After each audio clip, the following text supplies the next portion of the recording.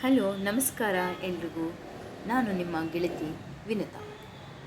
ನಾವಿವತ್ತು corn rice ಮಾಡೋದು ಹೇಗೆ ಅಂತ ನೋಡೋಣ. ಪ್ಯಾನ್ಗೆ ಸ್ವಲ್ಪ ಎಣ್ಣೆ ಮತ್ತು ಒಂದು ಪತ್ರೆಯಲ್ಲಿ ಸಾಸಿವೆ ಜೀರಿಗೆನ ಹಾಕಿ ಮಿಕ್ಸ್ ಮಾಡ್ಕೊಂಡು, ನಂತರ ಸ್ವಲ್ಪ ಆನಿಯನ್, ಸ್ವಲ್ಪ ಹಸಿಮೆಣಸಿನ್ಕಾಯಿ ಮತ್ತು ಕ್ಯಾರೆಟ್, ನಂತರ ಬೀನ್ಸ್ ಆ್ಯಡ್ ಮಾಡ್ತಾಯಿದ್ದೀನಿ. ನಂತರ ಸ್ವಲ್ಪ ಕಾರ್ನ್